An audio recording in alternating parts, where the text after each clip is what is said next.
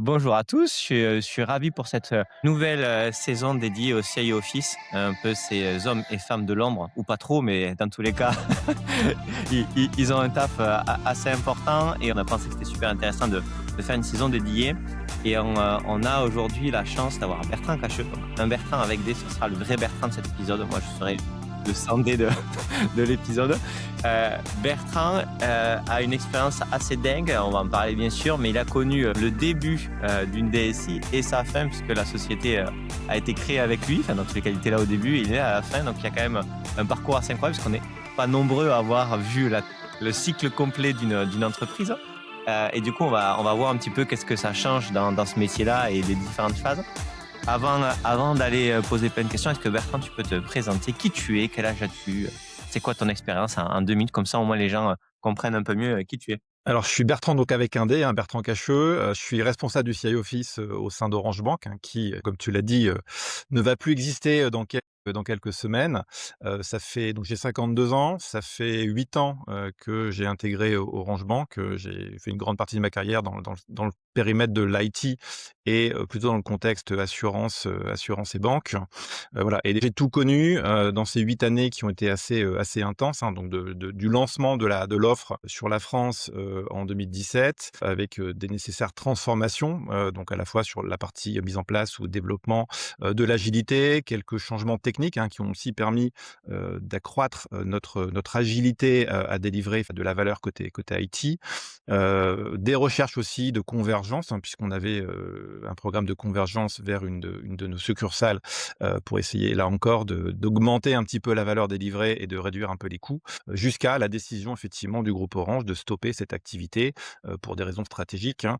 Donc 8 ans assez occupés au cours desquels, le CIO Office quelque part a été créé.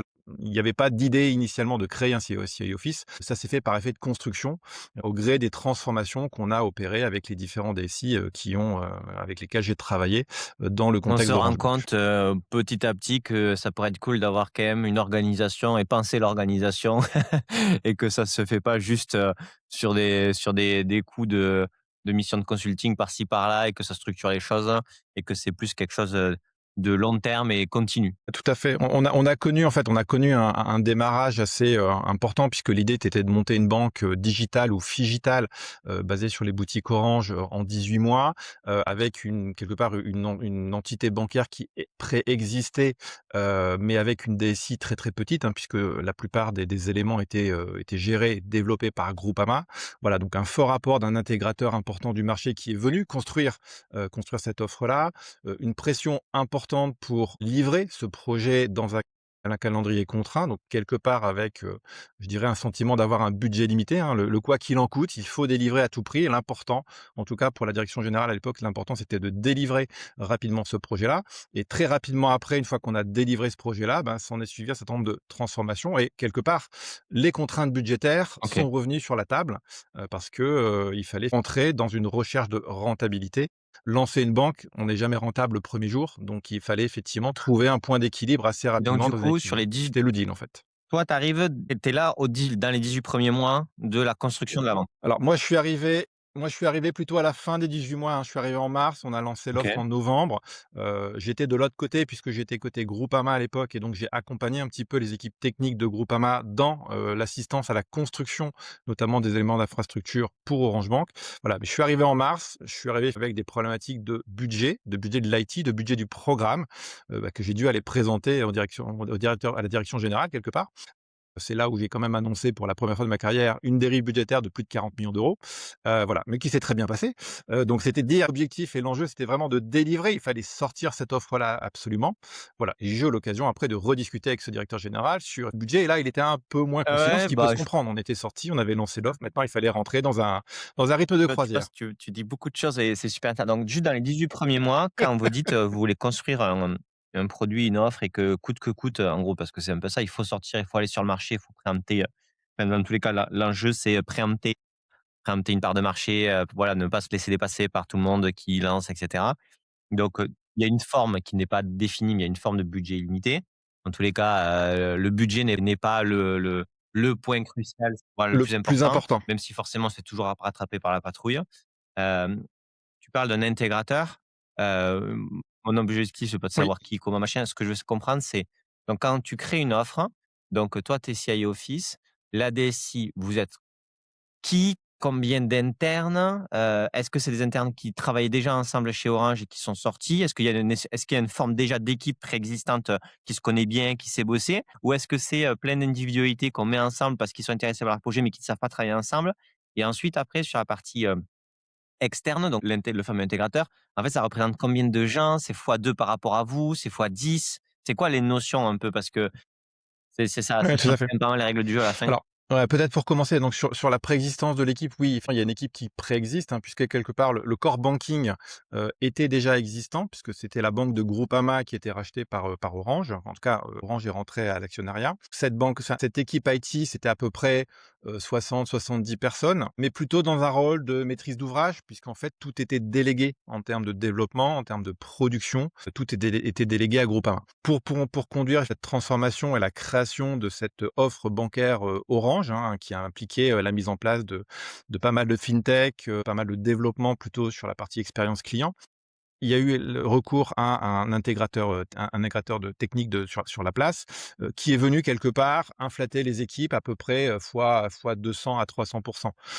Donc et quelque part, pendant toute la durée du projet, il y a eu 2 équipes. Il y a eu l'équipe DSI en place, ben, qui a géré le courant quelque part, puisque l'offre bancaire existait déjà au sens de Groupama et donc celle-là, elle a perduré avec des clients et une direction de programme, plutôt pilotée par Orange, qui est venue rajouter un asset très, très important dans l'écosystème. Voilà, avec 2 mondes qui se sont un petit peu, séparés, au démarrage, en tout cas qui étaient séparés et qu'il a fallu à mon arrivée commencer à rapprocher. Donc déjà sous l'angle budgétaire, de comprendre un petit peu, quelles étaient les forces en présence et dès l'instant où l'offre était délivrée, ben, de réconcilier quelque part ces 2 mondes, donc à la fois l'équipe existence du core banking et les nouvelles équipes qu'on avait créées, pour lancer OK. cette nouvelle offre. Donc du coup, toi, tu arrives où en gros, tu as quand même 2 équipes un peu séparées où il va falloir converger. De toute façon, à la fin du projet des 18 mois, il y a plus qu'une seule équipe, d'une manière ou d'une autre. Tout à fait, tout à fait. Il y a plus qu'une seule équipe, il y a plus qu'une seule équipe et part, un pour aller chercher un résultat, ce que je peux comprendre à partir de la direction générale,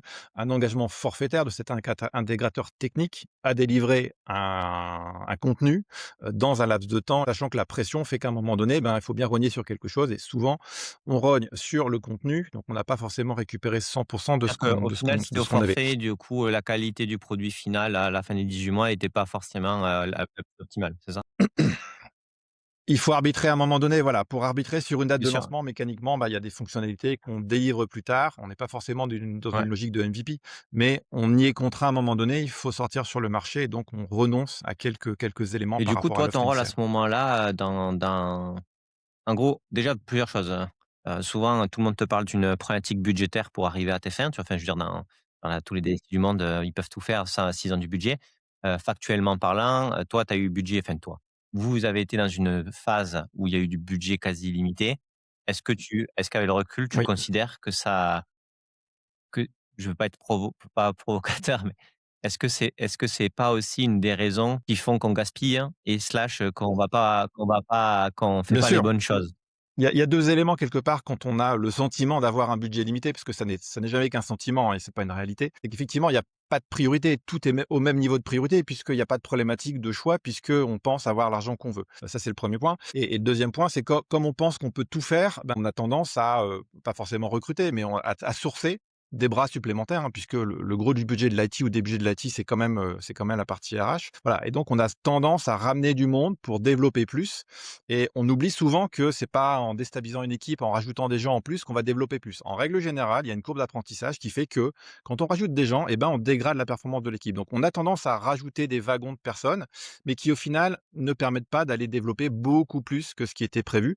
On a tendance à déstabiliser l'équipe qui est en formation perpétuelle, crée des nouvelles tensions sur des gens qui arrivent et change un peu les modes de fonctionnement qui fonctionnait, qui avait pu être établi dans l'équipe.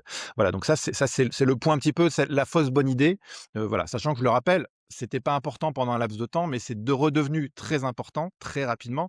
Donc il fallait très, très vite, opérer ce mouvement de remettre le budget comme étant un des points importants, sur le chemin critique. Heu, la première chose qu'on a commencé à faire, c'est, bah, sortir de ce forfait avec l'intégrateur. Il était important pour nous qu'on reprenne Et ça, c'est notre dingue destin en parce main, que le forfait, juste pour parce excuse-moi pour comprendre, mais ça paraît dingue d'avoir commencé au forfait et ça paraît tu vois, enfin, dans la façon de faire, hein, et pour moi, c'est une logique très, tu sais, BTP construction, quoi. Je veux une maison, je mets mon prix et bon, c'est bon. Versus le logiciel. enfin, à l'époque, le directeur général, avait en face de lui une équipe IT, qui était plutôt dans un rôle de MOA. Donc c'est pas une équipe qui savait développer, c'est pas une équipe qui savait gérer de la production puisque tout était délégué à Groupama. Et donc il y avait quand même un risque et quelque part un délai Ouais, d'onboarding trop important. trop important par rapport au calendrier qu'il avait en tête. Donc oui, je peux comprendre qu'il soit passé par un forfait. C'était à ce moment-là et vu le contexte, c'était le meilleur choix qu'il avait. Après, une fois qu'on a délivré l'offre sur le marché, c'était plus le cas. Il fallait qu'on réinternalise, qu'on reprenne notre destin en main, qu'on reprenne la gestion de nos équipes et qu'on commence à avoir une vraie vision, puisque mécaniquement, il y a une part un peu d'ombre, hein, dans ces forfaits, hein. On n'explique jamais la réalité de qui travaille, qui fait quoi, et cetera, qui développe quoi dans le détail.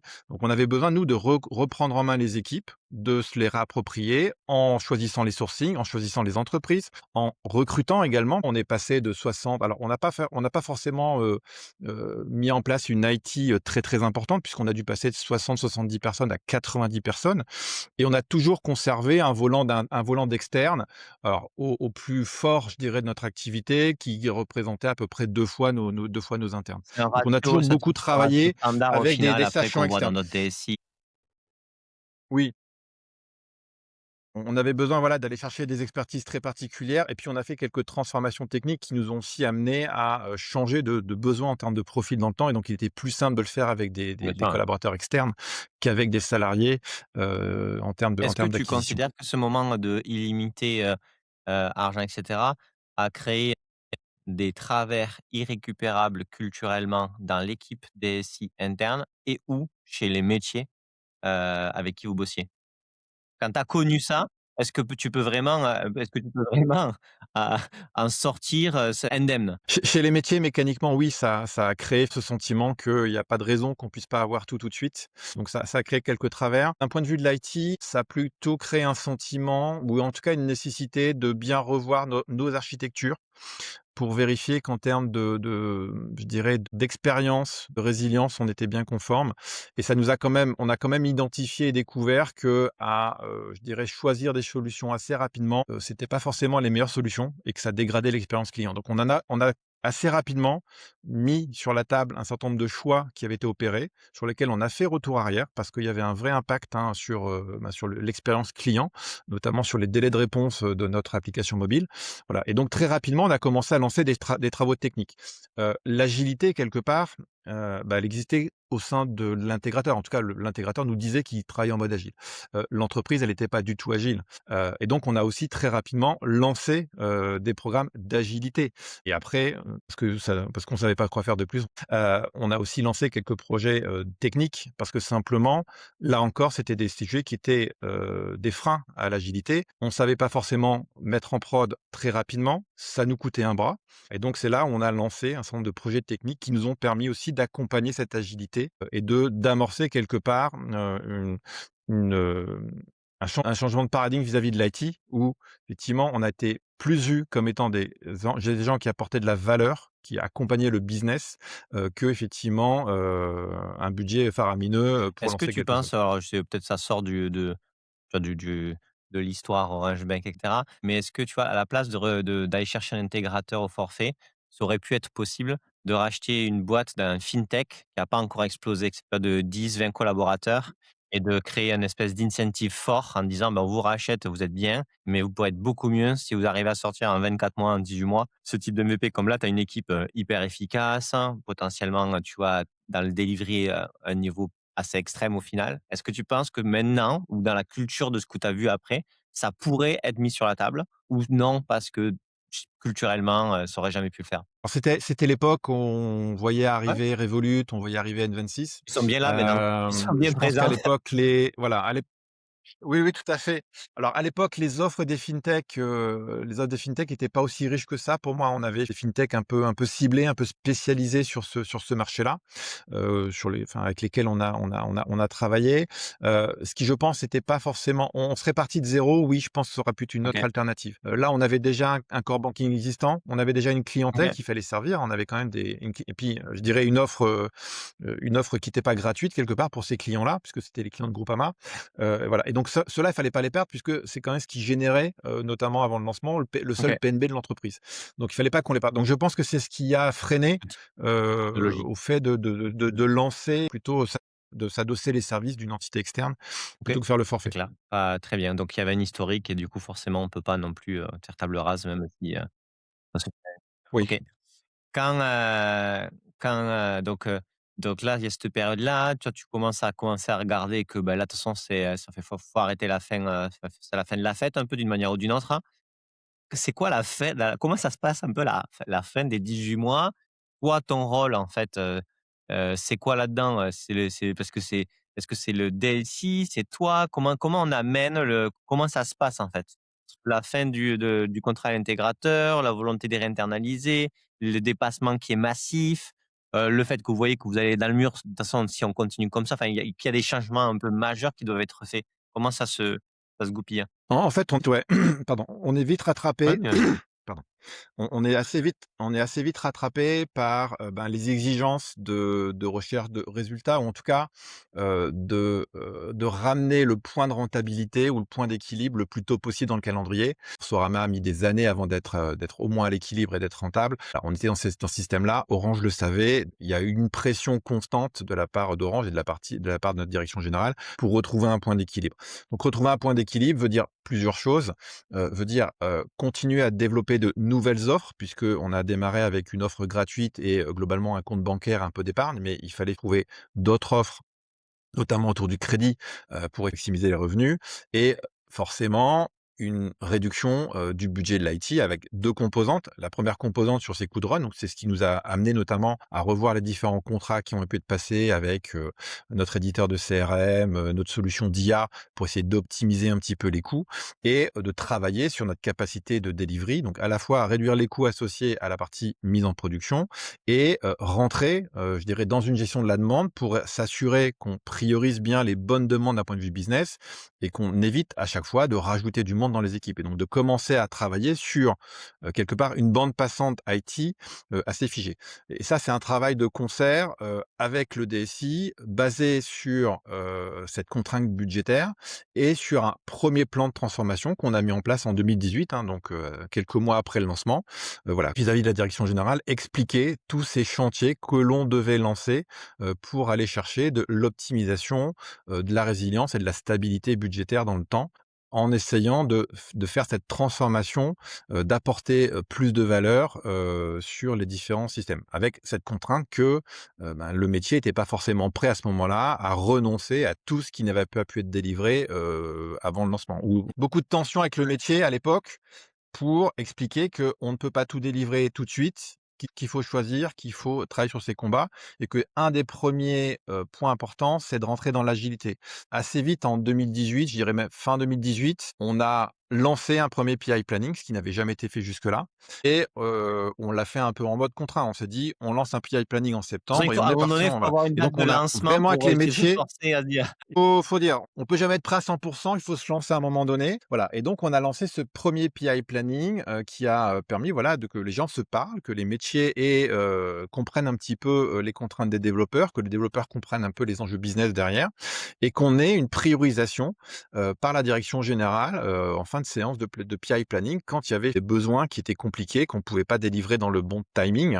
Voilà, donc c'est un peu la 1re pierre qui a permis de commencer à expliciter, vis-à-vis des métiers cette problématique de CAPA et de partager, hein, collectivement, les contraintes business qu'on voulait faire de cette banque en fait en termes et donc du coup, de là, c'est développement. l'annonce du dépassement de budget, c'est ça qui force à que tout le monde s'aligne sur le fait qu'il va falloir vraiment changer de braquet, c'est ça? Heu, C'est la contrainte remise à nouveau par la direction générale sur le fait de tenir un budget pour aller chercher un point d'équilibre dans, quelques années, quelque part et donc pour ça, il faut réduire les coûts, parce qu'on a après la grande fête du lancement, ben, on revient à la réalité, puis Qu'ensuite maintenant, il faut être après, ce qui rentable, se quoi. passe, c'est que globalement, donc on arrive vers la fin du mois et cetera. Vous faites aussi, vous mettez les mains dans le cambouis, donc vous voyez qu'il y a des choix techniques, des choix, structurels qui ont été faits qui sont pas adaptés sur, tu parlais de la de le du temps de latence sur l'application mobile, mais j'imagine qu'il y avait eu d'autres parce que, faire les bons choix, voilà. Donc Oui. tu as des programmes un peu de transformation sur des socles techniques.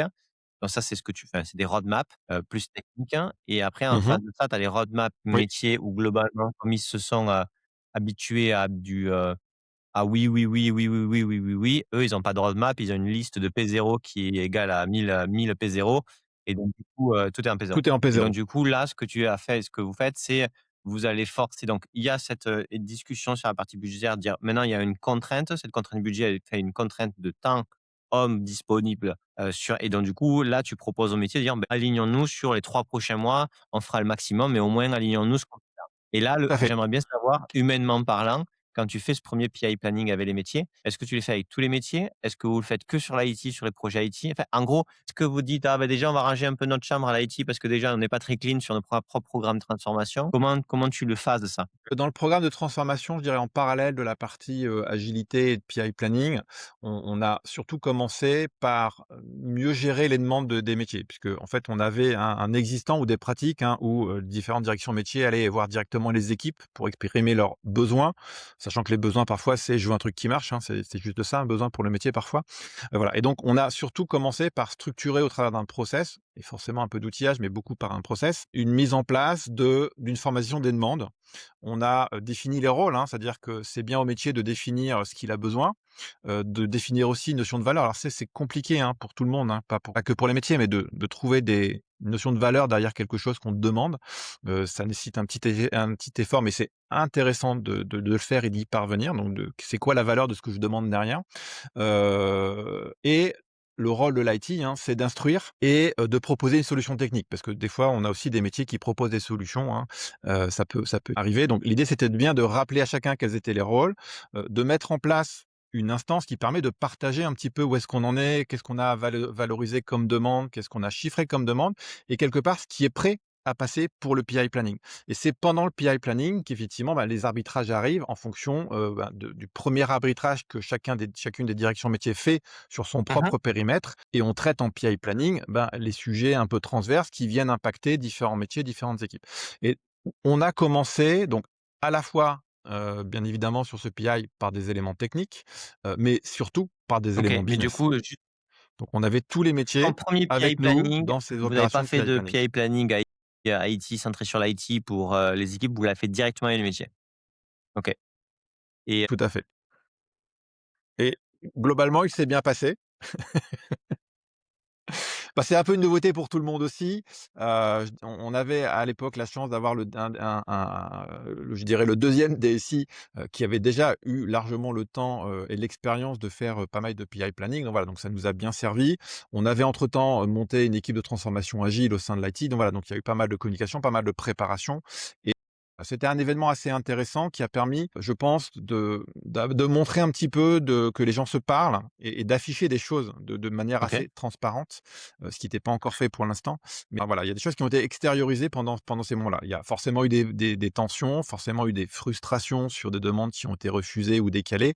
Voilà, mais globalement, c'était un événement assez Quand tu positif dis, pour que l'entreprise. c'était plus visuel, transparent et qu'il y a eu des décisions et cetera, est-ce que factuellement dans le PI planning, tu as les boss avec, un écran où ils voient que les 3 trucs, prioritaires pour eux, ça passe pas?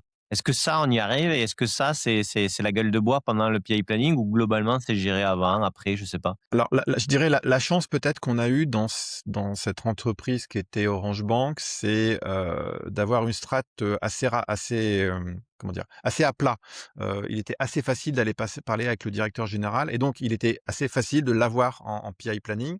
Alors pas forcément sur toute la durée du PI parce qu'il va pas passer 2 jours avec nous pour, je pense qu'il a d'autres sujets à regarder, mais sur des moments choisis, hein, à la fin de la première journée, sur le bilan, voire aussi sur l'introduction, c'était important. Ouais, il était là. et on lui présentait les arbitrages. Alors quand je dis «on», c'était pas que le directeur général, hein, c'est l'ensemble des directeurs et du CODIR de la banque à l'époque, mais on leur présentait les arbitrages et ils décidaient entre eux. Donc oui, oui, on a eu vraiment ça et c'est pas devant un écran, c'était devant un mur avec des post-it dessus. Donc voilà, une petite transformation aussi à ce moment-là, de passer à du management visuel et de poser des choses sur des post-it. Et transparent parce que du Donc coup, oui, oui, ils étaient clairement est-ce partie prenante que, là-dessus. est-ce que la discussion était, cette discussion-là, enfin ça m'intéresse, tu vois, en termes d'effet de groupe et d'effet de corps aussi. Est-ce que tu avais des boss là, devant le mur avec des post-it, qui étaient pas d'accord et qu'il y avait les gens qui comprenaient qu'ils étaient pas d'accord et du coup ça crée des conversations? Tout à fait. Complètement. Oui, tout à fait, tout à fait, et donc quand on n'est pas d'accord, ben, l'idée, c'est de trouver un compromis. C'est soit on choisit, l'un ou l'autre. Bon, Non c'est mais toujours mais au compliqué, hein, moins s'il y a la décider, c'est discussion renoncer, avec tout donc le si monde, voilà. Mais il y a la discussion, il y a la discussion, il y a des tensions, il y a aussi des fois des sujets qui arrivent de nulle part, qu'on l'idée de découvre génie le jour du d'hier soir? planning. Voilà, parce qu'à un moment donné, voilà, la priorité a changé ou voilà, déjà une idée pendant la nuit, voilà. Mais oui, il y a ces éléments. Après, c'est l'idée de dire: «Il y a de la transparence». En fait, c'est pas l'IT qui décide. L'IT a dit: «Voilà, moi j'ai une capa, on vous a valorisé vos sujets, on vous a chiffré vos sujets, voilà ce qui passe, pardon, dans les 3 mois qui viennent. Maintenant, voilà, c'est à vous de décider, et si vous n'êtes pas d'accord, enfin, si vous n'êtes pas d'accord entre directeurs métiers», parce que souvent c'était pour aller arbitrer entre métiers, on associe la direction Bien générale et sûr. c'est elle qui valide en fonction de la valeur, en fonction de la Et priorité. On est complètement à l'aise là-dessus et ça voilà, ça évite cette discussion entre c'est la faute de l'IT ou c'est la faute du métier. Ah, on est tous ensemble et on doit décider à un moment donné et on doit accepter, on accepte en tout cas cette décision-là, même si parfois, hein, ça on peut enfin, ça c'est pas une garantie que tout va fonctionner comme ça, mais c'est un élément qui permet d'ajouter de la transparence et donc mécaniquement de la confiance dans ce qu'on est en train de faire 2-3 trucs pour collectivement. être sûr de donc déjà, ton PI planning est pas un PI planning aseptisé dans le sens où, parce qu'on en a vu aussi, c'est un PI planning où il y a vraiment des discussions. Tout n'est pas, cadré avant et cetera et où c'est pas une espèce de séminaire de rentrée ou de fin de quarter. Oui, c'est pas un C'est Hall of vraiment, on Fame. n'est pas d'accord, on sait qu'il y a des soucis, mais on va gagner du temps à s'enfermer pendant 2 jours pour voir tous ces sujets-là et quitte à retravailler les sujets à ce moment-là, parce que si on essaie de faire tout avant et de tout faire avant, un petit vase clos par-ci par-là, on va pas y arriver. Ça, c'est un premier truc. Deuxième truc que tu dis et que j'aimerais bien un peu mieux comprendre, tu dis: «On a chiffré, tu sais, le temps de l'IT et les ressources IT». Est-ce que vous êtes arrivé sur le fait que les métiers arrivaient à vous avez réussi à chiffrer aussi le temps que vous avez besoin des métiers, pour mieux spéquer les choses, pour mieux là-dessus?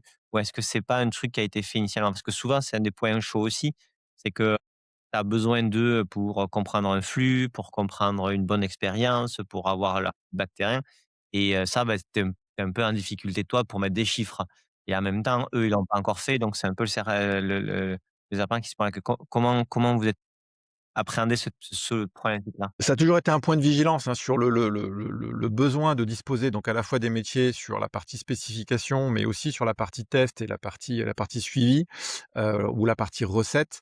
Non, on n'a pas été jusqu'à, de mémoire, hein, jusqu'à valoriser, chiffrer ce besoin-là, puisque de toute façon mécaniquement, ils sont subis aux mêmes contraintes de bande passante et je pense que c'est encore plus important. Parce que autant il y a une culture à l'IT de projet, de ce que c'est que le mode projet. Il y a certains métiers, ils savent pas ce que c'est qu'un projet, donc quand on leur dit qu'il faut qu'ils soient disponibles en dehors de leur activité classique pour, faire de la recette, faire des specs, voilà. Donc on a insisté régulièrement aussi, c'était un élément de discours important, hein, pour dire: «Attention, dans la priorisation, faut tenir compte aussi de votre bande passante et de votre capacité à nous accompagner, sinon, ça sert à rien. On sera pas dans l'esprit de l'agilité, on pourra pas délivrer rapidement quelque chose si vous n'avez pas cette capacité de le tester ou de nous accompagner sur la durée». Mais non, on n'a pas été sur la valorisation, hem et alors quelque part aussi, enfin, pour être un peu humble dans ce qu'on a pu faire, on s'est aussi rendu compte quand même que, les métiers avaient tendance, pour que ça passe, à faire des petites demandes. Donc on n'avait pas non plus une super bonne vision des grands projets stratégiques dans l'entreprise. On savait qu'il fallait faire des sujets et les métiers, pour essayer de passer dans les fourches Tout du PI système a un planning, contournement, Bertrand voilà, et je pense mécaniquement, que le côté latin, heu, c'est plus on est proche de l'Espagne, de l'Italie, aussi, plus c'est voilà. vrai.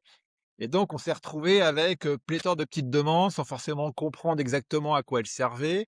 Voilà, et donc il y a eu un saucissonnage, un morcellement des besoins. Voilà, ce qui fait qu'à un moment donné, on s'est dit: «Bon, OK, on a une vision à 3 mois, on sort des trucs à 3 mois, mais Mais par contre, ce qu'on n'arrive pas à toucher du doigt, c'est qu'est-ce qu'on délivre réellement derrière et surtout, le fait de saucissonner les demandes, c'est bien, mais tu vas faire un bout de demande pour une équipe, qui va développer sur un périmètre très particulier, fonctionnel, sachant qu'en fait, cette demande, elle n'a de sens que si tu as une autre demande faite par une autre équipe, mais comme elle a d'autres priorités, mais pas en même temps, c'est pas dans le même PI et au final, ben, la valeur, tu l'as pas forcément puisqu'il faut attendre X PI planning avant vraiment d'avoir un début de valeur et donc c'est à ce moment-là, qu'on s'est dit: «Il nous manque un petit étage et il serait quand même intéressant qu'on mette en place une vraie roadmap», puisqu'on avait des PI planning, mais on n'avait pas forcément de C'est-à-dire que tu avais de des programmes roadmap au IT sens. sur le long terme où tu intégrais le PI planning, mais J'avais des demandes des pas de métiers, roadmap j'avais des de demandes des métier. Tu avais pas métiers les métiers autour n'avaient pas du de j'avais pas forcément non, j'avais pas de roadmap des métiers. J'avais à mais l'époque, est-ce que j'avais tu des avais au demandes autour minimum du un crédit, il cap? faudrait qu'on développe Est-ce ça que tu avais comme un cap? crédit.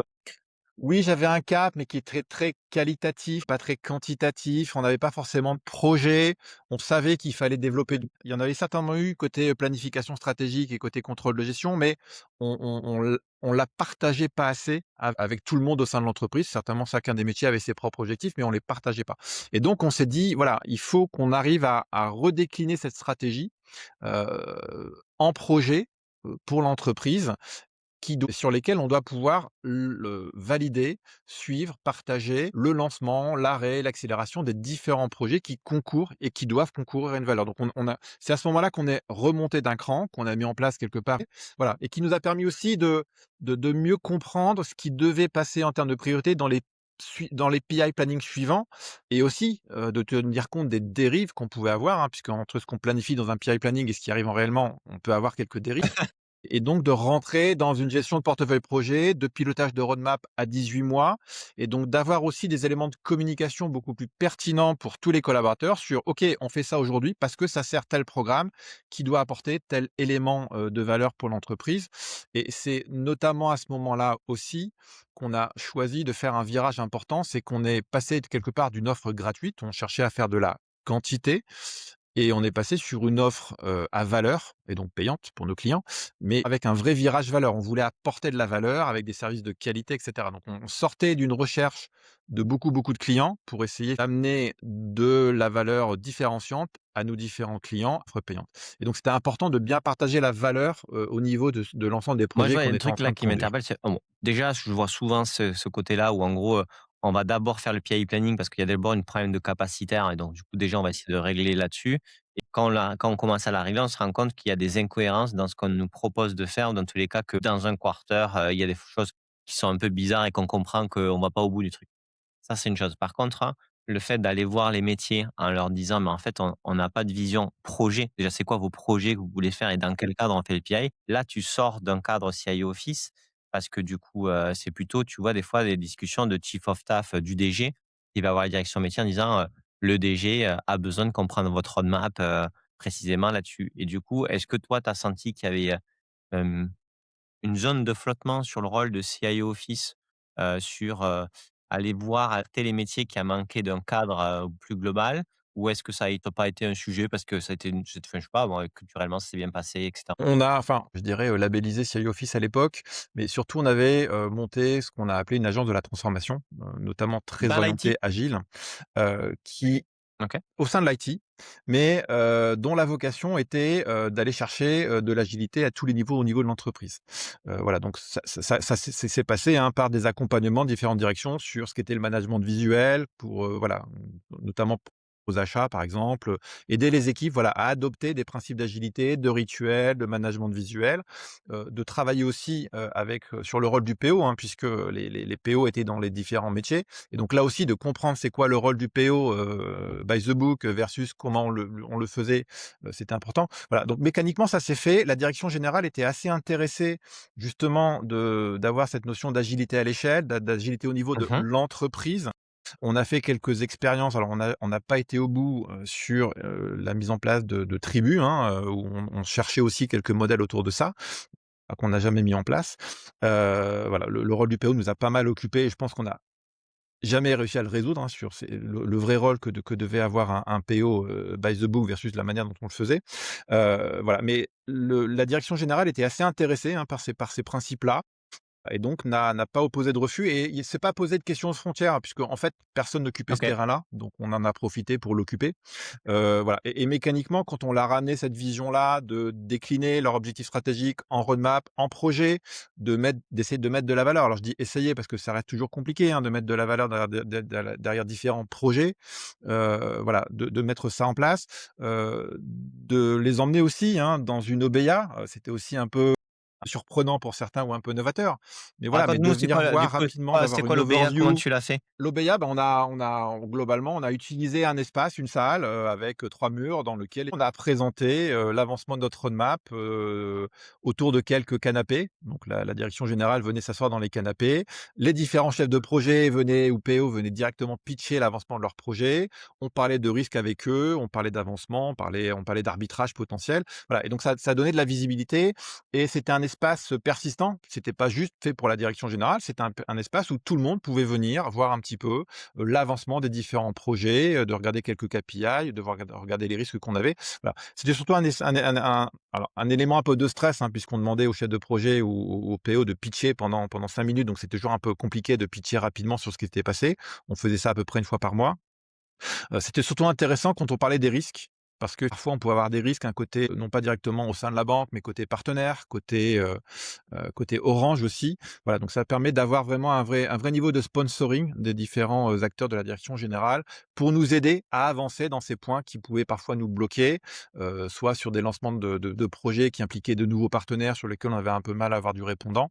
Donc voilà, donc c'était assez utile et toujours dans un mode détendu. Je pense que la direction a un peu apprécié cette expérience un peu novatrice, un C'était peu quoi? un C'était peu différente. mensuellement? C'était quoi? On C'était l'a plus fait mensuellement, un pendant point de suivi dans une pièce? oui, c'était mensuellement. On faisait plutôt un pitch, voilà, un pitch des projets, un peu un suivi des risques et en complément de ça, on avait aussi un comité roadmap mensuel, donc là, plutôt en mode classique, hein, autour d'une table, dans lequel on faisait plutôt le bilan de ce qu'on avait réussi à faire dans le PI planning et on commençait à préparer avec la direction générale les prochains PI planning, en termes de vérification et de validation des priorités par rapport aux différents projets stratégiques.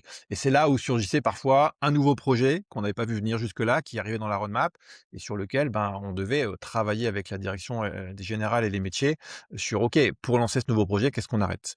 Et là, c'est aussi compliqué de faire renoncer, hein, sur certains projets. Voilà, mais globalement, ils comprenaient l'exercice, comprenaient l'intérêt. Je pense qu'on a toujours fait force de beaucoup de transparence dans les explications. Bon, après, ça a toujours été un peu compliqué, mais c'est normal. Ça fait partie du côté un peu adaptable.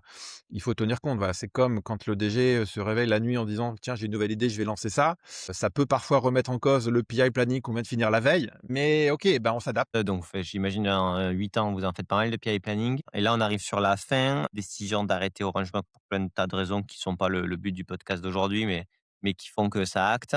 Qu'est-ce que ça change de bah, tu vois, vous devez quand même cleaner les choses, faire en sorte que ce soit propre, garder les gens motivés. Pas facile, gars, d'aller jusqu'au bout d'une histoire quand tu connais le fin et que, enfin, tu vois, ça perd des fois un peu de son sens, je sais pas. Il y a une première étape de choc, alors qui en termes de durée est très variable, hein, personne par personne, mais voilà, mécaniquement, il y a une première période de choc. En plus, l'annonce est en fin juin, donc c'est juste avant les congés, donc voilà, donc forcément, il y a un peu de choc côté collaborateurs. Il y a pas de gros mouvements encore, pas de voilà, il y a pas de grève, il y a forcément un peu d'incompréhension, mais voilà.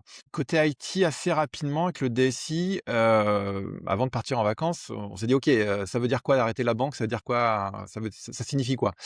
Qui l'a déjà fait? Ben, pas grand monde sur le marché. Qui peut nous accompagner? Bah, pas grand monde sur le marché. Même la CPR, sur les retraites d'agrément, elle en a pas fait beaucoup, donc pas beaucoup d'expérience non plus sur comment ça va se passer. Donc on est un peu parti d'une feuille blanche en disant: «OK, mais qu'est-ce qu'il faut qu'on fasse?» Donc bon, 1 point, ben, il faut peut-être qu'on arrête de vendre nos produits puisqu'on va arrêter. Donc premier jalon, premier sujet à faire, c'est arrêter de vendre. Comment est-ce qu'on arrête de vendre? Ben, on doit faire des projets d'adaptation de notre SI pour arrêter de vendre.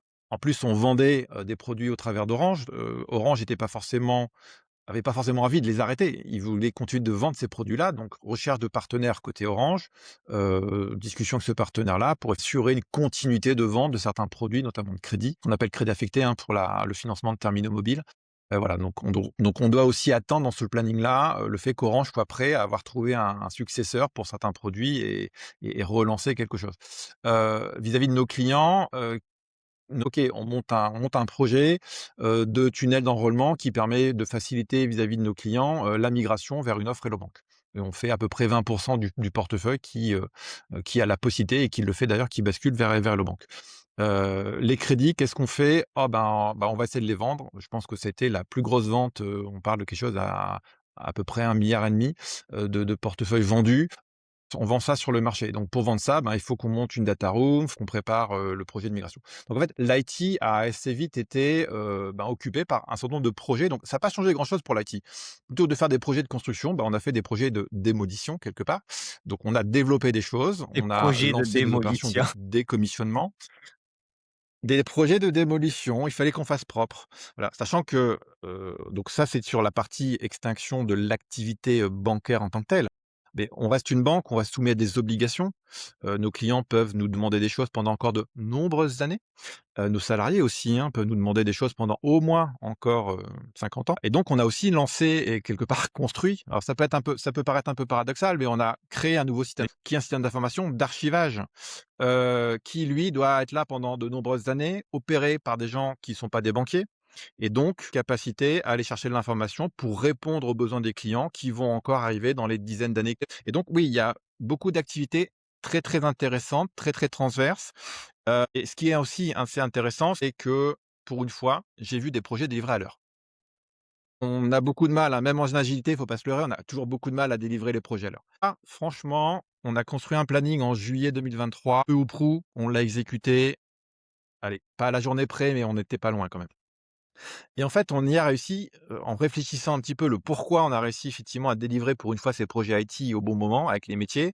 Simplement parce qu'on n'avait pas beaucoup de projets. On avait 3, 4, 5 projets importants et en fait, ces projets-là, ils concernaient tout le monde, ils concernaient toutes les directions et donc tout le monde était dans le même bateau, tout le monde avait le même objectif. Il y avait pas de conflit d'intérêts, il y avait un peu moins de pression parce qu'on savait tous qu'on partirait à un moment donné.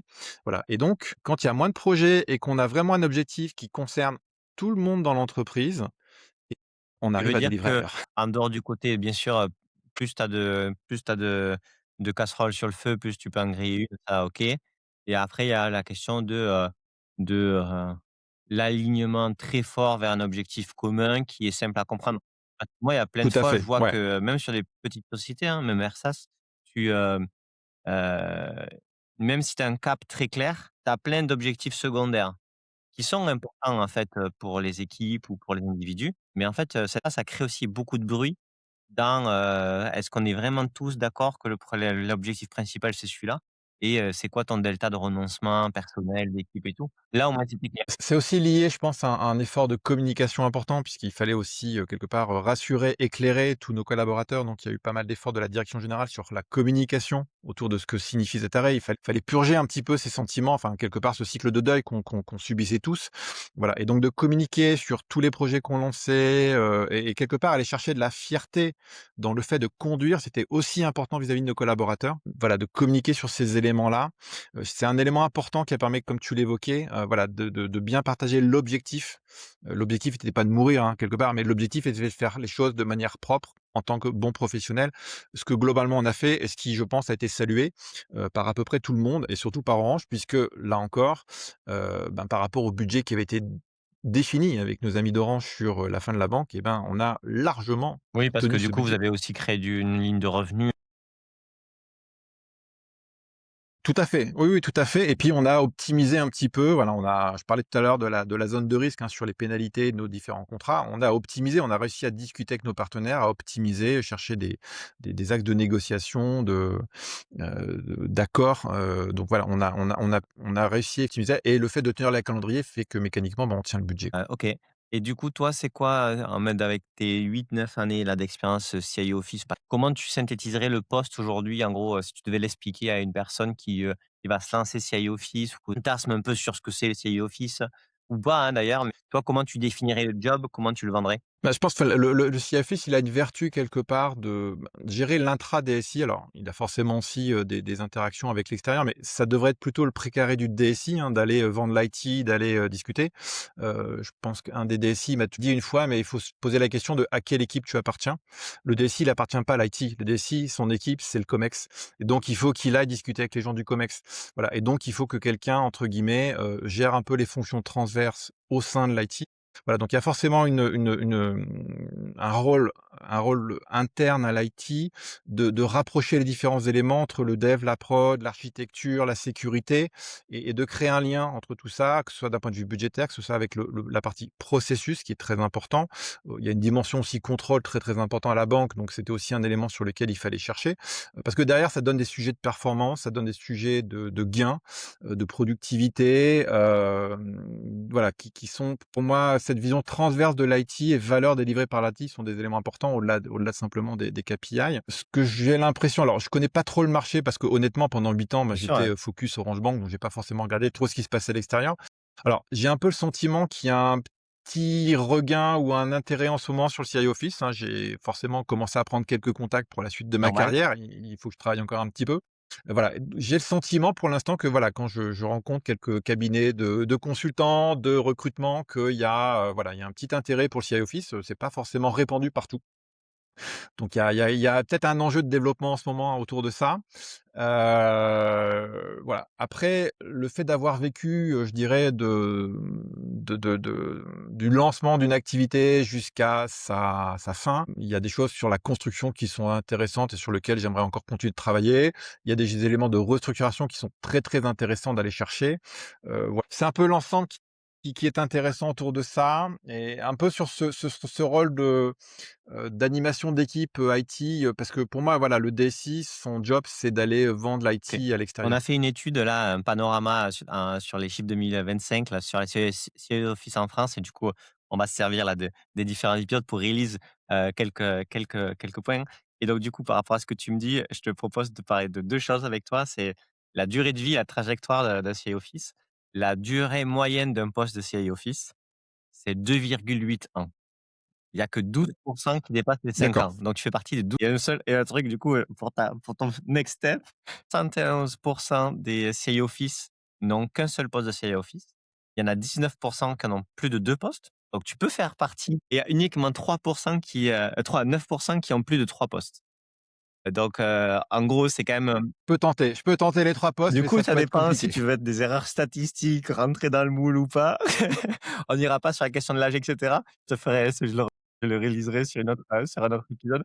Ouais, tu as un CIO Office expérimenté dans le sens où, tu as eu un cycle long, et pour l'instant, tu fais partie des 71 qui n'ont fait qu'un seul. Je pense peut-être un autre chiffre par rapport à ton parcours, peut être intéressant. Le secteur de la banque et finance, c'est celui qui a le plus de CIO Office. 24 24 des jobs de CIO Office, ont été, postés, recrutés, enfin les personnes, c'est dans la banque et la finance. Je pense qu'il y a pas mal d'éléments autour des contrôles qui sont potentiellement structurants. La partie process, hein, je l'ai pas évoqué, mais on a aussi pas mal travaillé, en tout cas côté CI Office sur la partie process. Alors pas forcément et c'est un peu un regret, j'ai pas réussi à aller jusque-là sur la partie vraiment, mesure de performance et d'optimisation. On l'a fait vraiment dans la partie réglementaire. Il fallait qu'on soit clean sur la partie documentation. Voilà, on a mis en place des revues annuelles. C'est un élément important et voilà et ça concourt aux différentes briques, hein. Le pilotage du budget, capacité à exprimer de la capacité et cetera, les processus, les contrôles, tout ça sont des éléments qui permettent d'avoir une bonne overview de comment est l'état de santé de l'IT et quels sont les éléments de progression qu'on peut apporter. La dimension risque est aussi un élément aussi assez intéressant pour la partie CI Office parce que ça met en voilà, ça permet assez de facilement de révéler là où il y a des failles, là où il y a des risques et donc là où il faut qu'on continue de travailler et donc ça alimente aussi la roadmap un peu de technique et de sécurité qu'on peut avoir. Parce qu'il faut pas non plus oublier, que, l'IT sert pas uniquement qu'à, délivrer du business. Elle doit aussi délivrer ses propres projets, pour rester efficace dans le temps et d'avoir trop de dettes techniques ou trop de dettes sécurité dans le temps, quoi. Et ça aussi, c'est un élément important à faire partager ou à partager avec la direction générale sur il est important que, à un moment Avoir du temps donné, pour elle. l'IT puisse, «s'entretenir» entre guillemets, hein, OK, faire un peu de fitness, s'entretenir, pour éviter d'être trop très trop bien. en décalage et on avait travaillé sur un iceberg, hein, justement avec la direction générale pour montrer à la direction générale la part Il des y avait à faire. projets, techniques qu'ils ne voyaient pas et qu'il fallait qu'on fasse pour, avoir une qualité de service au quotidien qui soit performante, avoir une sécurité qui soit performante et voilà. C'était aussi un exercice assez intéressant, pour éviter de se faire Ouais, trop bien sûr, arbitrer, sous l'angle très plutôt clair. business, quoi. Est-ce que, les gens peuvent te contacter sur LinkedIn directement? Donc n'hésitez pas que ce soit, je pense, des gens qui s'intéressent au CIO Office, Bertrand pourra à vous donner son expérience et puis si vous êtes intéressé Avec pour grand plaisir. l'émission ou autre, je pense que Bertrand pourra être intéressé. Dans tous les cas, moi, j'ai pris vraiment beaucoup de plaisir pour l'épisode. C'était super intéressant. C'est rare d'avoir une personne qui a le bout en bout dans une même entreprise. Donc, on a toujours envie de penser que la période dans laquelle on est, c'est celle qui était la plus riche, etc. Mais en fait, on voit bien qu'il y a plein de périodes différentes qui ont beaucoup de richesses, qui sont différentes et qui apprennent énormément. Ça, j'aime beaucoup. J'apprécie aussi le fait que tu aies parlé avec transparence sur les choses d'argent et tout parce qu'en entretenant les flous sur ça, on ne se comprend pas non plus, les directions et cetera. Je pense que tout le monde se pose un peu les questions de comment lancer des services, les difficultés, la question des points de réinternalisation. Je pense que il nous a communiqué pas mal de choses intéressantes et je pense que du coup, dans ce que tu as dit Ouais. sur la définition, moi je retiens une chose, c'est, si le DSI veut avoir son rôle, au COMEX et passer du temps au COMEX, il faut qu'il ait un bras droit pour l'aider à structurer sa DSI. Faire les 2, bien sûr, on peut le faire pendant 3 mois, peut-être pendant 4 mois, mais on le tient pas longtemps.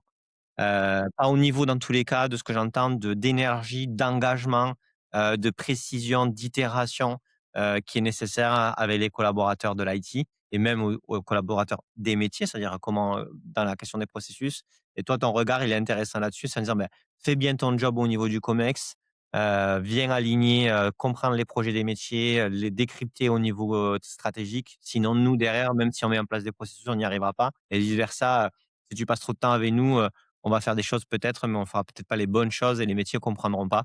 Donc je trouve intéressant cette répartition aussi d'énergie, qui est pas forcément la plus simple à comprendre pour un DSI, parce que je pense qu'il y a aussi de la question de l'ego, la question du rôle du manager. Je ne suis pas certain que le CIO Office ait toujours, une, ligne directe de management claire, identifiée, précise. Je ne sais pas si c'est souhaitable tout le temps, mais dans tous les cas, ça crée peut-être potentiellement un peu plus de flou ou voilà, des éléments à échanger qui ne sont pas les plus simples dans une organisation d'une équipe.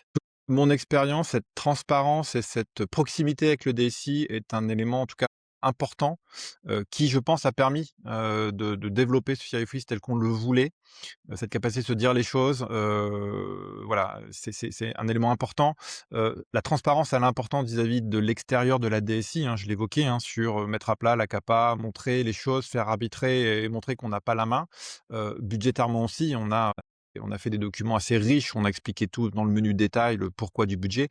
Voilà, cet effort de transparence, il est important et voilà, pour moi, le couple CI Office et CIO, il a du sens dès l'instant où il y a ce fort niveau de connivence entre le DSI et le responsable CI Office pour pouvoir se dire les choses, pouvoir confronter les opinions, pouvoir revalider la trajectoire avec lui. C'est un élément important. En tout cas, moi, qui m'a été nécessaire dans l'exécution de mon Trop travail au cool. quotidien. Bah, merci Bertrand, c'était un plaisir. Et en tout cas, merci de m'avoir fait revivre ces 8 ans un peu plus de Ouais, un peu c'est moins d'une cool. heure. Merci pour tout. Ce fut Trop un grand cool. plaisir aussi.